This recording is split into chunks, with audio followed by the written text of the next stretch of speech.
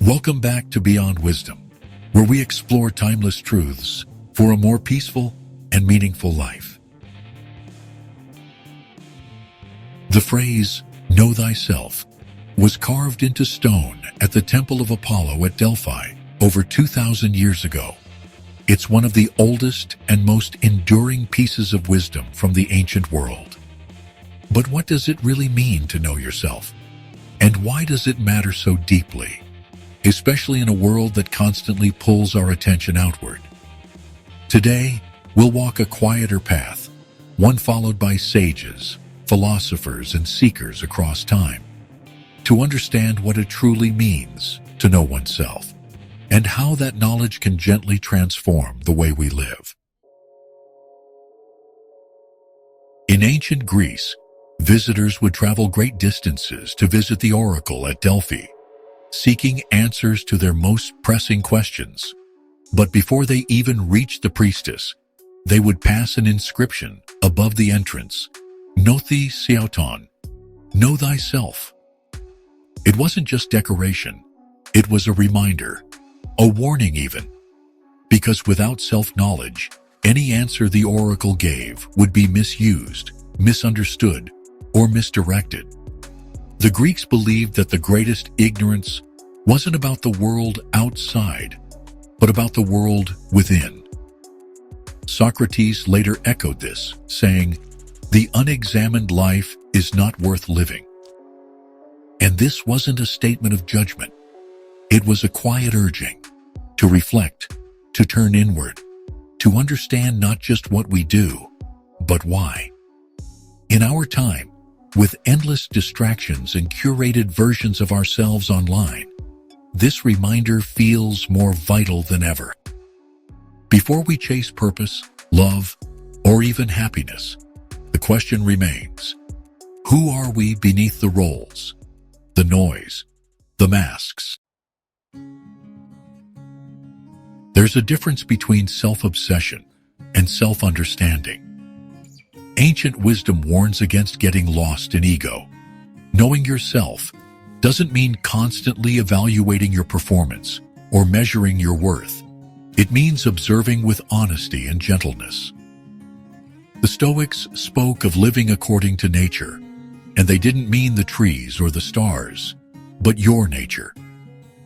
Marcus Aurelius, the philosopher-emperor, would write in his journal each night not to shame himself, but to stay aligned with who he truly was, calm, rational, and just.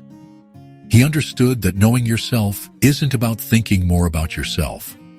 It's about learning to see your patterns without judgment.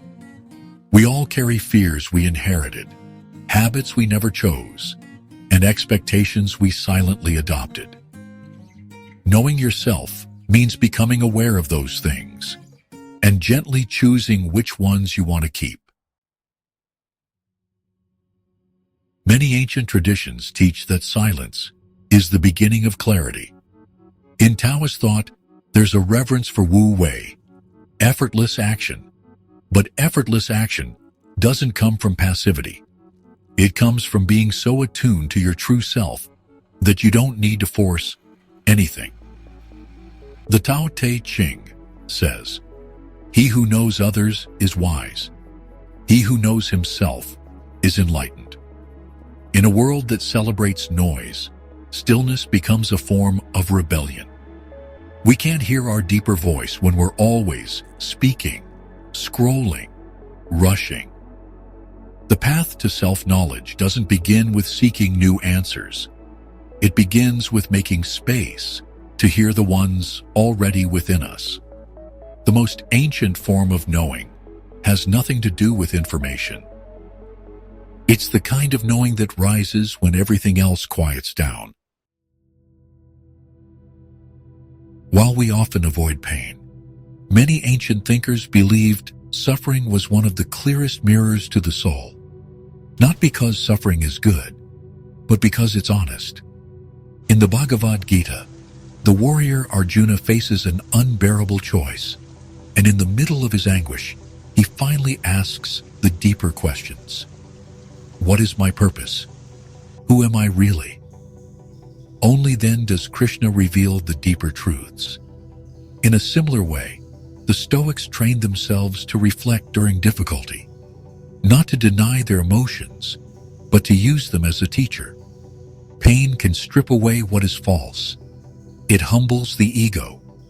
And in those moments when things fall apart, we often discover what we truly value, what we fear, and what we are made of.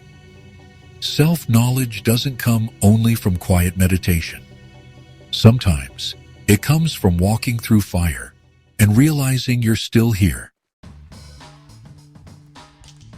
Many of us carry an unconscious belief that we are a fixed identity, a solid me, with certain traits and flaws. But ancient wisdom says otherwise. The Buddhist concept of anatta, or no self, suggests that the self isn't a solid thing. It's a process, a pattern, constantly changing. What we call me is more like a river than a stone. Even Heraclitus, the Greek philosopher, said, "You cannot step into the same river twice." Knowing yourself, then, isn't about finding a final answer. It's about learning to flow with who you are becoming. Instead of clinging to labels, I'm shy, I'm anxious, I'm not creative, we begin to loosen our grip. We become curious, compassionate, and that curiosity opens the door to growth. To know yourself is to stay in conversation with yourself without freezing who you think you are. Paradoxically, self-knowledge doesn't happen alone. In the African philosophy of Ubuntu, there's a saying, "I am because we are."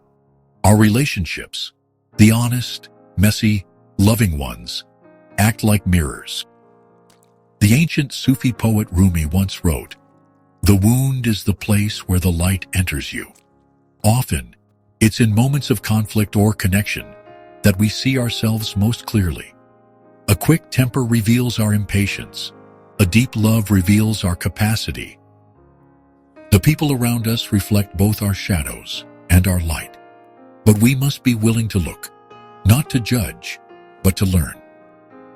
Sometimes, the person who frustrates you the most is showing you a part of yourself you've avoided.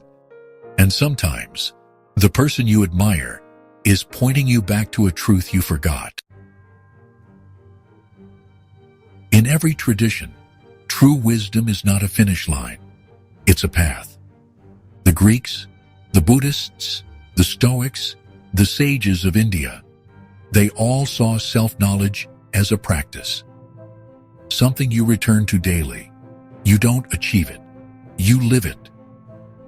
You make space for reflection, for stillness, for truth. You learn from your reactions, your joys, your mistakes. Some days you'll forget who you are. Other days, you'll feel deeply rooted. But the commitment remains. As the 13th century mystic Meister Eckhart said, "The soul does not grow by addition, but by subtraction." Self-knowledge isn't about piling on more information or identities. It's about peeling away what's not real. It's a gentle remembering of what you've always known. Beneath the fear, beneath the noise, beneath the pressure to be someone you're not. To know yourself is not to define yourself. It's to become intimate with your own nature. Not to fix everything, but to see clearly. Not to build an identity, but to live in alignment with what is quietly true. It is the most ancient of quests, and yet the most human. In a world that constantly tells you who to be, knowing yourself is an act of quiet strength. And from that knowing, something peaceful begins to emerge. A life that is less about performing and more about being. What's one thing you've learned about yourself in the quiet moments? Not from books or opinions, but from simply observing your own life. Share it in the comments. Your insight might help someone else see themselves more clearly too. Thanks for watching. If this video brought you value, subscribe to Beyond Wisdom. Until next time, stay calm, stay strong, and stay wise.